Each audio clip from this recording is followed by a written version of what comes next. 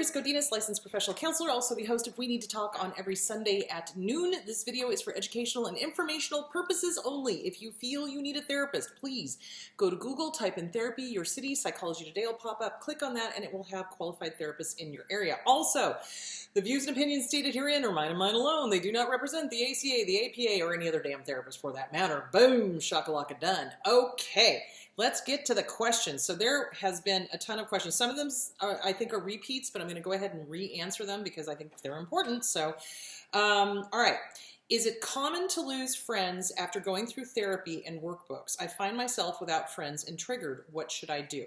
Totally common, guys. So remember, as we grow and change, the people around us are either forced to grow and change with us, or we end up getting rid of them because they're toxic.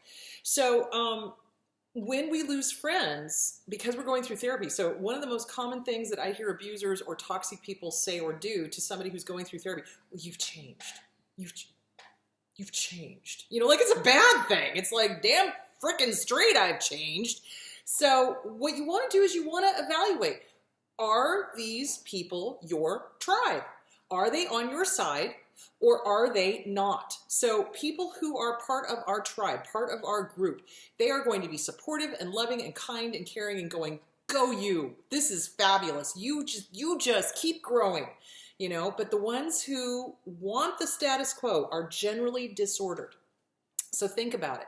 Abusers don't like change. Addicts don't like change. Abusers are addicts. They are addicted to their own nasty behavior. So they don't like change. They don't like it when somebody grows up or grows out or becomes enlightened and realizes the dysfunctional toxic behavior and is no longer going to put up with it. So they view people as objects. We have no more meaning to them than this pen. And toxic people only view us for what we can do for them. So if you are finding yourself having people leave because you're growing and you're changing, high five. That is exactly what you just put your hand right up to that screen. Yes, high five. Yes, that is what we want. That is what we want. We want to get rid of the flying monkeys and the toxic people and the this and the that. Now, does it feel lonely? Yes, it does. I'm not going to lie to you. It does. But there is huge amounts of growth in alone. Now, difference between lonely and alone. Lonely is, gee, I miss company. It would be nice to have, you know, somebody to go have coffee with. That's lonely. Alone is, I am alone. I am with my thoughts. I am thinking my thoughts. I am feeling my thoughts. I am learning from my thoughts. Maybe I should journal. Do you see where I'm going with that?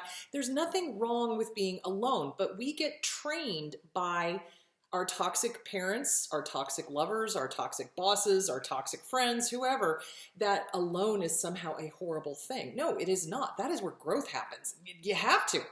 You kind of have to have a time period, not a huge time period, but a time period where you are, quote unquote, alone and working on you and growing and changing and figuring out, what do you want?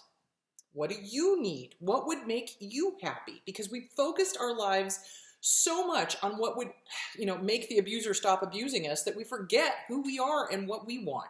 So alone is not a bad thing. Getting rid of friends, going through therapy and working on the workbook and things like that, they weren't really your friends. You know, people who love you, who are your tribe, will be supportive and will be there to lift you up.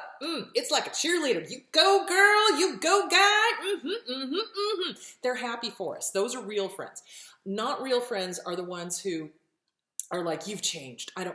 You're not serving my purpose anymore. And then they're peace out. Don't let the screen door hit you in the ass on the way out, bitch. Seriously.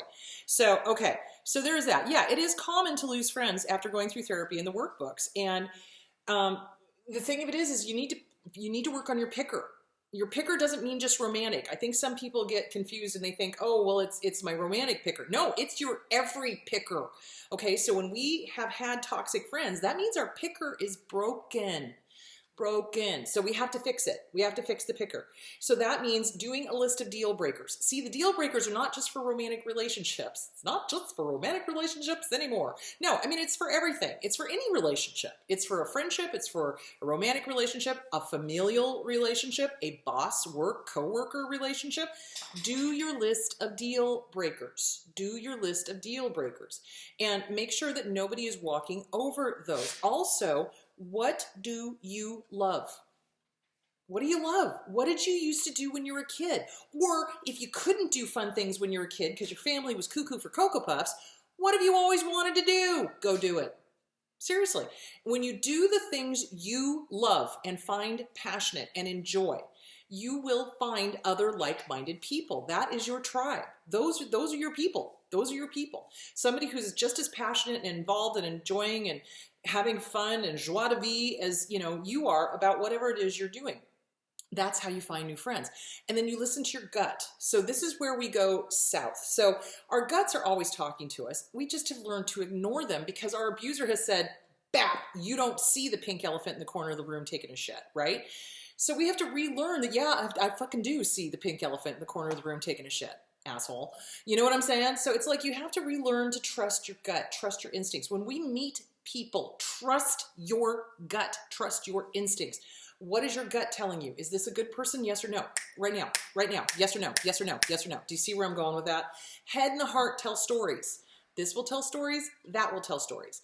This is a yes or no answer to a yes or no question. So you always trust your gut and then see how it goes. And if these people, the new people, start violating your deal breakers, don't put up with it. They've shown you who they are. Believe them the first time. Okay? Hope that answered that question. Okay, so that does that one. All right. My ex and I have been apart for 6 months. She is cold to me in public and ignores me. Last month, she sent a friend request to my teenage son. Is she trying to stay connected? What the WTF? So yeah, that is what abusers do. So it's inappropriate to involve a teenager in whatever thing you guys had going. So yeah, abusers will try to stay connected in any way, shape, or form. And what you have to do is you have to block. You have to block. Just block, block, block, block, block, block, block. And you let it be known. It's like, this is inappropriate. Do not contact my son again. Do not contact my teenager. If you do, I will consider it harassment. And the next thing will happen is a order of protection. So yeah, they do try to, they remember, borderline's malignant, guys, not traits of, I'm talking malignant. Borderlines and narcissists will try to maintain any relationship. They would rather have a fucked up, dysfunctional relationship than no relationship at all. So, and why? Because they need the drama triangle. They need drama. They need drama like most people need oxygen, okay? And you don't want to give it to them. You don't want to give them supply. So basically what you're going to do is you're going to block. You're going to block, you're going to block, you're going to block, you're going to block. And it's because they're looking for attention. They want that connection. They want still to be able to control or manipulate or, whatever. And also try to live in your head. So, yeah, they are trying to stay connected. So you just block them. Block, block, block, block, block. That's the best thing to do. Okay, can you go over the best way to realize you are ruminating and ways to start to change the thought without backsliding into self-blame? I think I answered this last time, but I'm going to go over it again. So ruminating. Ruminating means a thought pops up and we go, no, and it pops back up again and pops back up again and keeps driving us crazy. That's ruminating. That's where we can't let something go. It's like chewing the cud. I'm fairly certain I answered this one already, but I'm going to go over it again. So what you do is you recognize, oh, here's this thought again. So what we don't want to do is resist it. So when you resist something, it persists. It continues because it's got something to fight against, right? It's just like Kung Fu. If an enemy is coming at you, you simply step out of the way and let them sail past you. That's Good advice. So, it's the same thing with a thought. If you resist the thought, it's got something to fight against, and it'll just keep popping up and popping up and popping up. So what you do is you do thought stopping. Now, this is different from resisting. Resisting is usually not acknowledging the thought, just going, I don't want to think about it. Oh my God, I don't want to think about it. I don't want to think about it. I don't want to think. What am I thinking about the whole time, right? So with thought stopping, you go, ooh, interesting thought. I see you. I hear you. Are you valid? Oh, no, you're not. Oh, you're just here to torment me. Well, thank you for your input. Shut the fuck up right when you get work. Bye-bye. Bye-bye now. Bye-bye. Do you see where I'm going with that? So, and you don't invite it in. This is the big mistake we make, is that we believe everything we think. Don't believe everything you think. So you challenge it. It's like, is this thought valid? Is there something I have to do about this thought? If there is, you write it down, what you need to do, and then you do it. And then you tell the thought, okay, thanks, I've done it, bye-bye. Do you see where I'm going? Or if there's nothing you can do, again, it's like the Buddhist worry chart. Is there a problem? Yes. Can you do something about it? Yes. Well, then don't worry. Is there a problem? Yes. Can you do something about it? No. Well, then, don't worry. So you figure out whether there's something you can do about this thought or not, and then you take the next right steps and you send it on its way. So there is that. Okay, how is it that other adult family members could watch my mother neglect, starve, and disappear on us, but would never confront her? They would instead give her ludicrous, extravagant gifts. I don't get it. So this is common. So in relationships, in familial things where there is abuse, neglect, etc., they will kowtow to the abuser, because they're flying monkeys. They're probably minor narcissists themselves, or they are just ignorant and don't understand what they're doing, and they're trying to appease somebody who is unappeasable. So again, it has to do with their family dynamics from their family of origin, and it has to do with flying monkeys. It has to do with minor narcissism. It's like, I don't know, I personally don't associate with anyone that would put up with watching somebody abuse, neglect, harm, etc. So, and it's because they're afraid of the abuser. They're trying to fawn. They're fawning. So they're giving in to the abuser. They're rewarding the abuser. They're trying to stay off the abuser's radar, that kind of thing. They're flying monkeys. So it's not you, it's them. So get with a good trauma therapist. I would start working through the anger that you have with the family. So write and burn angry letters, dear aunt, uncle, grandparents, whoever was watching that saw all this stuff and did nothing. Fuck the fuckity fuck out of fucking fuck you assholes. How the fuck could you do that? What the fuck? Da-da-da-da-da. And then at the very end, you take your power back. You know what, motherfucker? We're done. I am not going to allow you to live one more second in my head rent-free. Fuck you. Goodbye. And then take it out to the barbecue and burn it. And let it go. Okay? So, yeah, it's a dysfunctional family system. If you look at dysfunctional families, this is common. This is common. You're not alone. All right. How do you define obligation that is unhealthy versus healthy? As a parent, you have to feed your kids, so that is a healthy obligation, correct? That's not just an obligation, that's caring for your child. So obligation is where you feel guilted into doing something. You're obligated. It's an onus. It's a burden. That's an obligation, okay? In terms of just domestic violence, et cetera. Obligation, in normal terms, is you've promised something and you are obligated to fulfill it. It's honor, right? So if you've made a promise to have children, you are obligated to be a good parent. Let me just say that again. If you've made a promise to have children, you're obligated to be a good parent. Yeah, it's an honor thing. It's what you do. It's the right thing to do. An obligation that is dysfunctional, though, is where an abuser is like, you owe it to me. You owe me this. You are obligated. I own you. That kind of thing. It's got a whole bunch of strings attached. That's an unhealthy obligation. That is something, that's an onus that somebody is putting on to you that is not yours. Okay? Hang on. So an obligation, doctors, a good one, healthy one, doctors take the Hippocratic Oath. Do no harm. That's an honor thing. That's a moral thing. That's a, yes, I am going to do the best I can and not harm anybody, right? But abusers will put on this onus of you owe me, you better, you do that, you guns. They're mean, they're horrible, they're awful. So that's an unhealthy obligation because it's coming from somebody else. You owe me, you do this, you do that, you do da da da da da da. A good obligation is a sense of honor. I am doing this because it is the right thing to do. I am obligated to have honor. I am obligated to have morals. I am obligated to do the right thing. I hope that explains the difference. Sorry, my allergies are just cuckoo for Cocoa Puffs today. All right, any tips to ward off the what ifs about potential criticism? I tell myself I won't care if the criticism comes, but I know I probably will. Yes, you always will. So when we come from an abusive family, okay, abusers love to criticize. They're just, you guns are just blazing 24/7. It's probably like a Gatling gun. It's like a submachine gun. It's like, you. And they love to make us wrong. They love to make everybody wrong. And it's because they have to be one up. They have to have everybody under their thumb, and they have to prove that they're the smartest, the brightest, the funniest, the this, the thatest, whatever. They can never allow anybody to have their own stuff, and they're constantly criticizing. So when we come out of a familial relationship or a romantic relationship or a boss relationship, coworker relationship, where we have just been slammed with nasty, criticism, we are hypersensitive to criticism, even constructive criticism.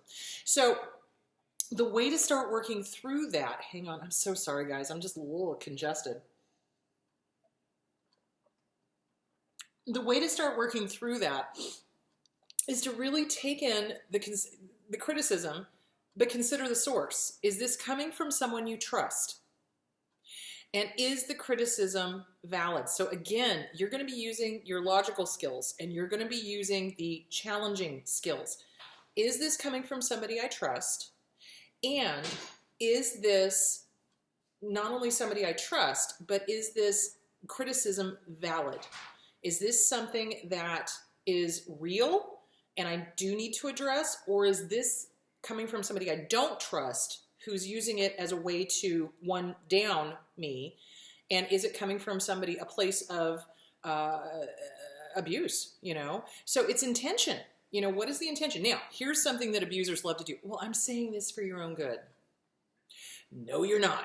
So you want to really be very analytical about what the criticism is and is it valid or not. If it's not valid, you kick it to the curb. Seriously. So you take into consideration who is saying it, what is the intention, and is it valid or not? And you are under no obligation to act on it. Seriously. I mean, you're not. So there is that. All right. All right. What ifs? All right. Okay, I answered that one. Is it possible for them to apologize, but it's just a ruse? Yes, absolutely. They don't do a true apology. A true apology is changed behavior. Let me just say that again. A true apology is changed behavior. So the apology is made. Here's the transgression. I've harmed somebody. Oh my God, I have harmed you. I recognize that I've harmed you. I did not want to harm you. I am truly mortified that I've harmed you. What can I do to make amends? And then amends are made. And then the behavior never, let me just say that again, never happens again. That's a true apology. So yeah, they can do crocodile tears. Oh my Lord, good Lord and butter. I have seen psychopaths sit on my couch and, they sound like they're sobbing. Not a single tear.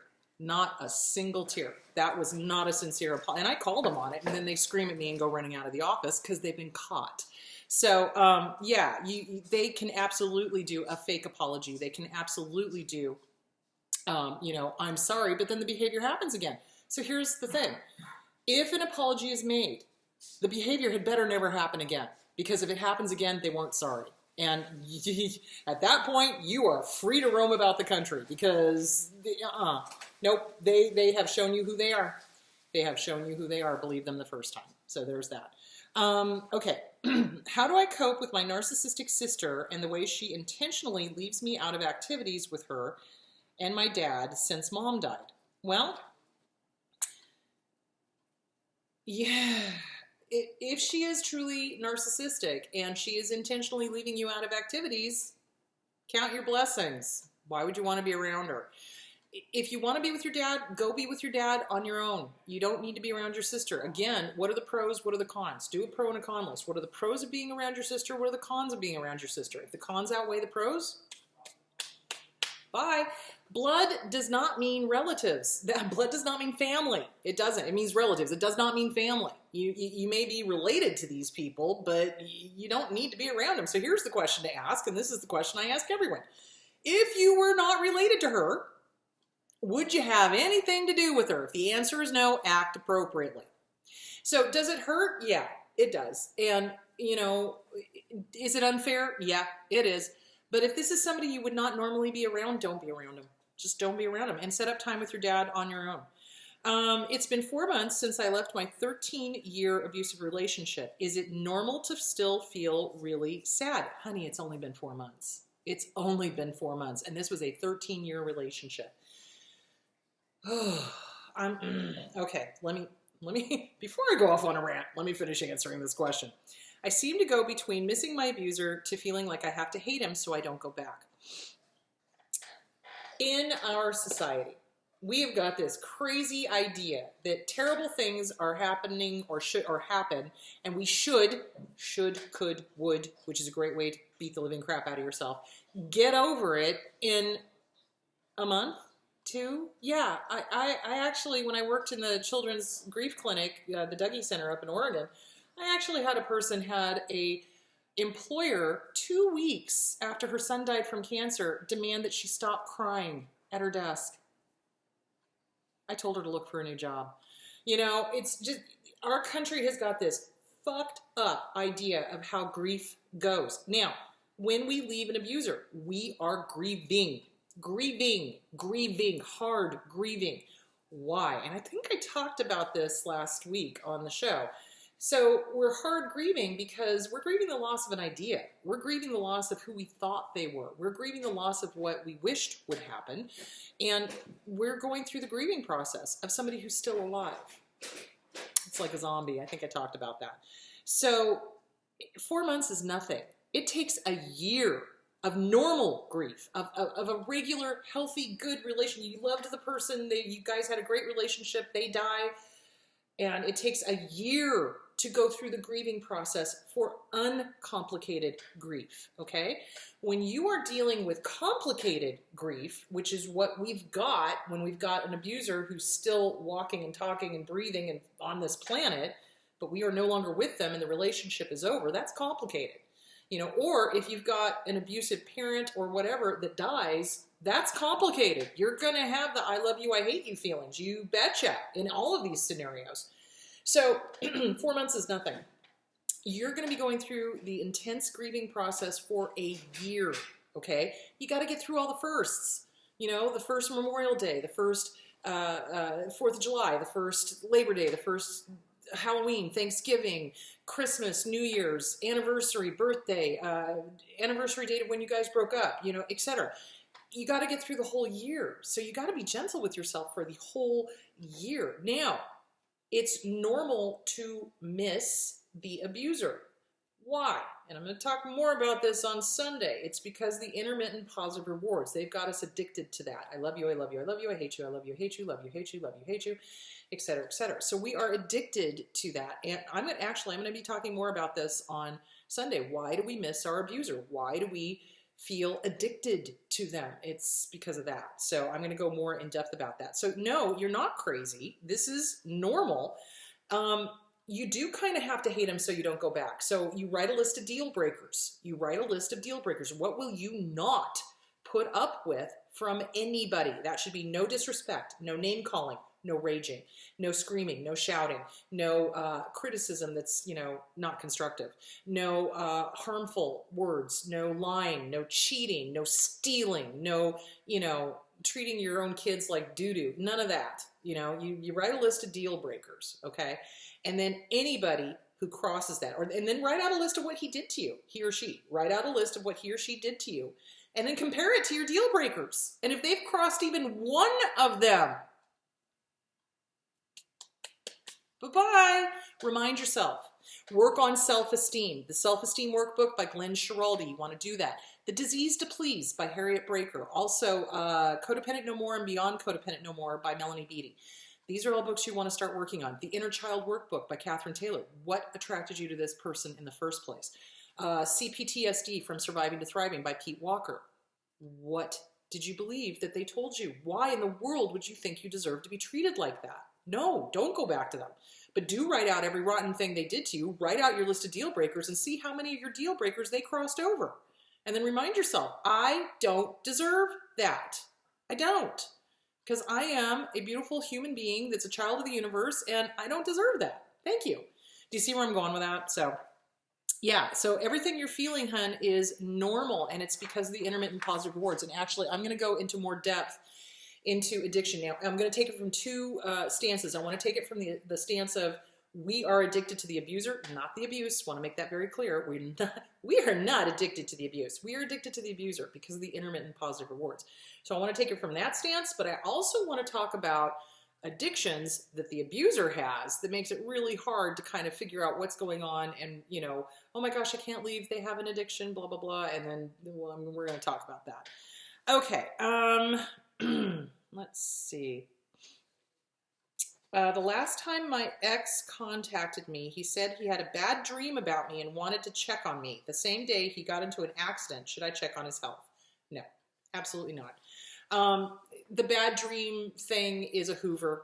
Absolutely. The fact that he actually ended up getting into an accident is karma at the highest level. So no, you don't check on. If you guys are done and if they were abusive, then be done. Be done. Be done. You don't deserve to be abused. And if you open that door a crack, they'll fling it open. You don't want to do that. When you go no contact, you stay no contact. And especially with everything that's going on, I have seen the I'm dying Hoover. I have seen the, oh, I've been in an accident Hoover. I have seen the I've got a medical diagnosis Hoover. You know, they do any and everything to try to get you to contact them. Oh, we have some legal things we need to talk about. No, we don't. We're done. The divorce has been signed and done. You file a thing with the court if you want to get me back in court. Thanks for playing. So yeah, it's a Hoover. It's a Hoover. And the fact that he actually got into an accident that day is funny. You know, it's like they create their own hell. They really do. No, you're not going to check on his health. No, you're not. You can wish him well in your head if that's what you want to do, but stay no contact. If they were abusive, don't even open that door. Don't. Block. Block, block, block, block, block. Block. There's no reason for your ex to continue to get a hold of you unless you are in the middle of a legal thing or there is custody issues going on.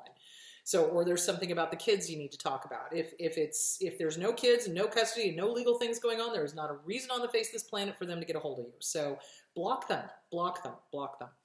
Okay. Okay, I have MDD. Medication and working on myself isn't helping. Everything feels overwhelming. I've tried several medications after leaving the abuse. I feel at 25 that this sadness may never go away. Any suggestions? Well, I would say get with a good therapist. Get with a good trauma therapist. EMDR, tapping, EFT, that's a great one. DBT, that's another good one. So get with a good therapist, and there's some different therapies that you could try. I would talk to your doctor about the newer treatments for depression. And everything, unless it is you know, a chemical issue, everything is temporary. If it's a chemical issue, then you need to not stop. You need to find a medication that's going to work. And I would get with a therapist that's going to work with you and help you have some hope. So that's what I would do with that. Okay, there is that. All right, is that the last? How are we doing on time here? Okay, I think this is going to be my last question for today. Okay, and this is not about abuse. Any advice on how to deal with feeling down and anxious before menstruation? I left my ex in February and I'm doing okay, but around my period, I really struggle with emotions. This is totally normal. When we're still menstruating and you know, that week or so before menstruation hits, oh, good Lord, I used to joke, throw me a rare steak and a box of chocolates and back out of the room. You know what I'm saying? I'm so happy I went through menopause. I do not miss that at all. So, basically, during that time period, you really want to be really aware of your dietary habits. How is that affecting your hormones? Seriously. Um, your thoughts, journaling is really super helpful. Yoga is really super helpful. Exercise, really super helpful. If it's getting bad and you're feeling anxious and down right before your menstruation, if it's really bad, I would talk to your doc. I would seriously talk to your doc and see if there's something that you could do to kind of mitigate that, because there is something called, oh, brain just froze up on me, PDD, PP,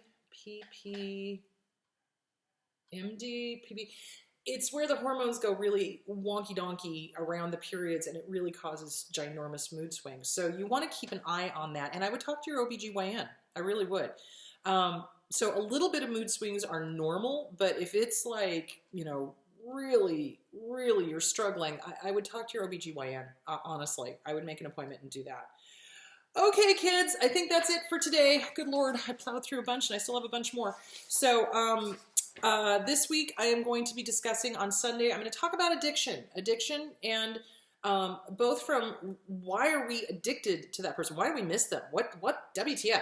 But also I want to talk about the fact that they have addictions too. And, you know, a lot of people get hung up on, oh, but they're, you know, they're in recovery and I don't feel like leaving them because what if they change and da-da-da-da-da. And I want to talk about that because there's a lot. So addictions mask a lot of mental health issues. And sometimes, yeah, you can't really tell what's going on until you clear off the addiction. But I also want to talk about how they mimic other addictions, and to be careful and don't get stuck there just because they've got an addiction. So anyway, we're going to talk more about that on Sunday. All right, kids, be good. Have a great week. I will talk to you on Sunday about why we are addicted to them and why they have addictions. All right, talk to you later. Bye.